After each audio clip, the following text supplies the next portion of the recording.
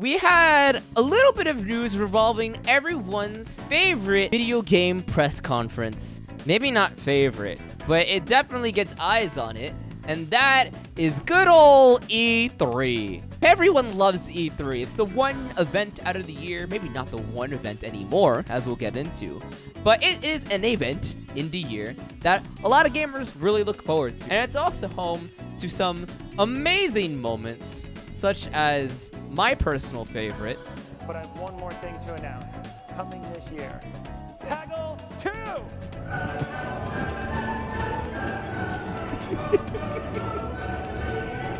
Truly one of the greatest moments of human history. Love it, hate it. E3 has always been incredibly memorable. E3 has been around. They've been around the block for quite a minute. We had a little bit of a whoopsie here. And then we had E3 2021, which, if you don't know, was all online. But that brings us towards this year, where we found out that E3 2022 is going to be online only again. But that's not the main thing we're talking about.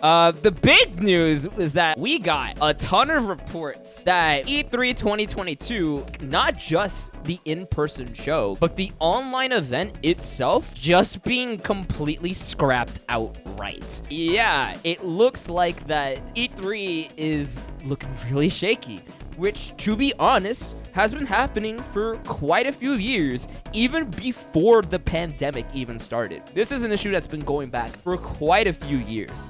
So the main thing that I want to talk about, will E3 go under? Because it looks like that if it's going to happen, it's going to happen now. And what will losing it potentially look like for the gaming industry, because it's been such a huge staple of just gaming in general. So let's go into this. Yeah, let's go back to 2013, because it was the first year that Nintendo had completely skipped out on doing a live press conference for the show. And this was, I believe, the first year that the Wii U had been on the market. So things weren't looking too hot right now for Nintendo. This was met at the time with some crazy backlash, saying that Nintendo was giving up the game. It's all about having the best coverage and visibility possible. Nintendo is giving up on that. Yet that was the mentality at the time, that if you didn't show up to E3, you were doing something really bad. But let's go forward in time, 9 years into the future. Everyone does it now.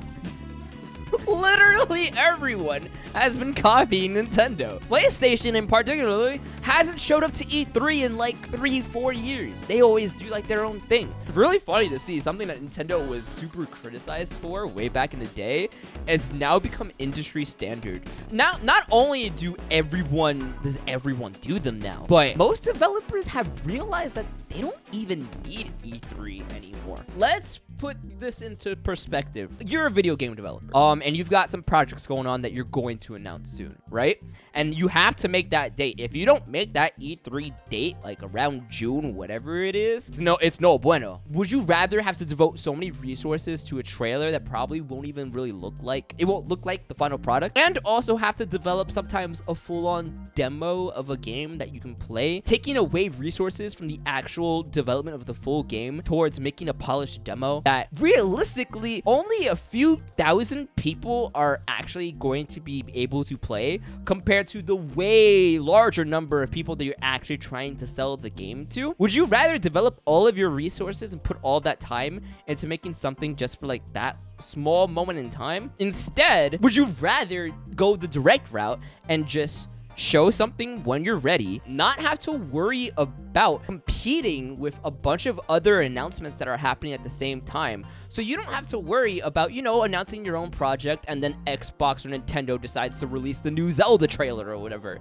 You don't have to worry about that, because you can schedule it in a way where you get that day, and all eyes are on you for the most part. And you don't have to develop a super expensive demo that very few people are actually going to play, so you can focus more time on actually developing the main game itself that you're trying to show. And also, yeah, there is a lot of stuff that can go wrong with a live showcase, as we saw with the glorious Peggle 2. Yeah, most developers have just realized that they don't need E3 to make big announcements and have their announcements, you know, be successful. Let's go back to E3 2021 for a moment, just to see the pattern that the show has been following.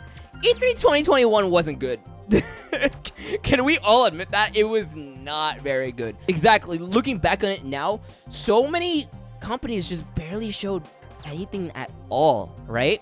And I feel like E3 2021 was largely a case of E3 needing to come back after being completely absent in 2020 to sort of justify its relevancy for being part of the video game industry, right? The ESA, the Entertainment Software Association, needed to have that show to still keep E3 around. But what they kind of failed to recognize, even though E3 was coming back, the industry was very much still buckling under the weight of the pandemic. And not a lot of people really had a whole ton of stuff to show. Capcom literally showed nothing new during their E3 press conference. And what made matters worse was that people went into it fully expecting normal E3 levels of announcements. And that definitely didn't happen, which probably further soured a lot of companies' relations with E3. They could show up and have their fans expect something huge and something big to happen, or they can just forego the bad press by not showing up at all, and just do something on their own time when they actually have stuff to announce, right? It felt like some companies only showed up to E3 2021 out of obligation. 100%. And it wasn't obligation. I guarantee you that the Entertainment Software Association were begging some companies to show up, like, with something when they clearly had nothing ready for it. It was not a great show, and it was honestly, you could really feel that E3 was struggling to try and maintain its relevancy. But let's also look back and see that they've been doing this for years. The big one that I feel with this is that when E3 became open to the public for the first time in 2017, for the majority of its lifespan, E3 had only been a press event, press only. If you were not gaming press and you did not have connections to the industry, you could not go. Them opening it up to the public was definitely a warning sign of them trying to maintain its relevancy by having, more spectators come out. Even though having more spectators was good in the moment for E3, it's still smarter to just not put so much resources into having all these demos and stuff that only a very, very, very small select group of people are actually going to be able to play. So, yeah, what will ultimately happen if E3 goes away permanently? Honestly, I don't think that things will really change that much with E3 being gone. You won't have the main event E3 still there, but I think the actual timeline of things happening and when things will happen will more or less be the same. The big three will probably still do big announcements in the summer, because for them, around that time period of summer is the best time for them to announce stuff that they are building up towards for the holiday season. It's unique to E3, this situation, because I believe that other live shows will be just fine, right? And the main reason they'll be just fine is because they are providing things that E3 doesn't have. Summer Games Festivals probably still have a place in the industry, because that will be the outlet for a lot of smaller developers and publishers to announce their stuff. And the Game Awards, while it does have an announcement aspect to it, is more so focused on celebrating and recognizing the biggest hits and highlights from the year as a whole. And it has that live in-person element, because, it has stuff like the Gaming Symphony and having the actual developers come out and network together and go up live on stage and show themselves and show off their hard work for what they did. So both the Game Awards and Summer Games Fest will I feel like definitely stick around, and they'll help fill the void of E3. You would be sad to see if it go, because it started as a celebration of games, but it's such an outdated idea in the age of internet. Yeah,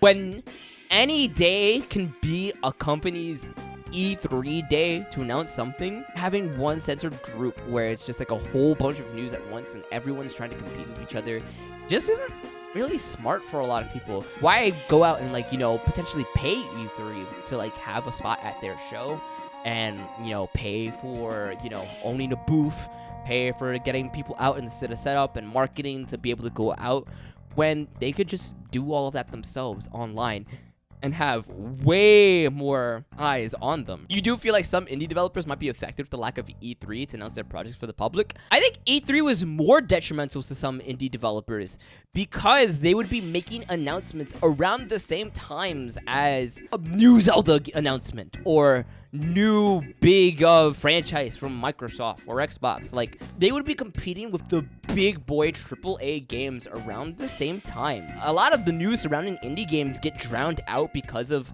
the hype from the mega big boys. Devolver Digital Directs especially were super big for highlighting a lot of indie games. Those I feel like are way better for indie devs than like big E3 and stuff like that, right? The only thing is that you probably wouldn't have that aspect of actually going to be able to go out and network in person to be able to get their games out there and have hands-on impressions.